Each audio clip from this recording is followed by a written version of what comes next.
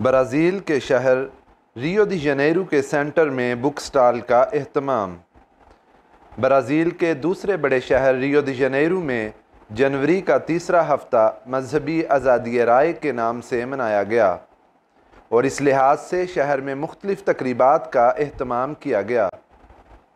इस हफ्ते के अख्ताम पर मौरखा 21 जनवरी 2023 को शहर के सेंटर में एक मेले का एहतमाम किया गया, जिसमें मजहबी जमातों के लिए इंतज़ामिया की तरफ से 10 टेंट लगाए गए ताकि वो अपनी नुमाइश कर सकें।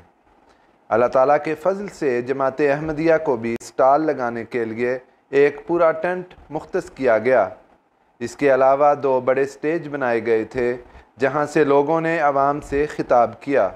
जमात अहमदिया ने भी भरपूर अंदाज से इस प्रोग्राम में शिरकत की और जमाती कुतब और कुरान मजीद के मुख्तलिफ़ ज़बानों में तराजिम नीज़ पम्फलेट्स वगैरह की नुमाइश की। नीज़ इस मौके पर खाकसार को इस्लाम की नुमाइंदगी में दोनों स्टेजों से बारी बारी खिताब करने का मौका भी मिला। खाकसार ने इस्लाम की पुरअमन तालीमात के बारे में लोगों को बताया। नीज़ सूरत अल-फातिहा को तरन्नुम से पढ़ कर सुनाया, जिसे बहुत सारे लोगों ने पसंद किया और उससे महजूज़ हुए। इसके अलावा बेशुमार लोगों ने हमारे स्टॉल का विज़िट भी किया। तकरीबन 300 से ज़ायद अफराद ने स्टॉल में आकर अपना नाम अरबी में लिखवाने की ख्वाहिश की, चनाचे उनका नाम लिख कर दिया। नीज़ उन्हें जमाती पम्फलेट दिए और जमाती तारुफ भी करवाया।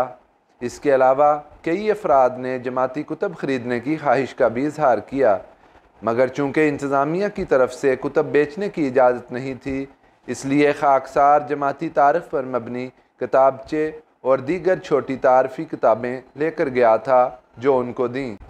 इस तरह तकरीबन 1200 पम्फलेट और 60 के करीब कुतब लोगों में तकसीम की।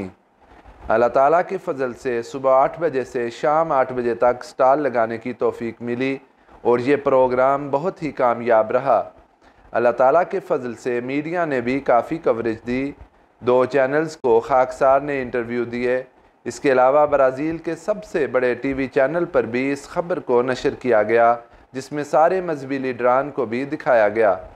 अहबाब जमात से दुआ की आज़ाना दरख्वास्त है कि अल्लाह ताला हमारी अदना मसाई में बेशुमार बरकत डाले और अल्लाह करे कि लोग खुदा ताला के इस फ़रिस्तादा को मानकर इस्लाम अहमदियत की आगोश में आने वाले हों। आमीन। रिपोर्ट हाफिज़ एहतिशाम अहमद मोमिन, नुमाइंदा अल फ़ज़ल इंटरनेशनल।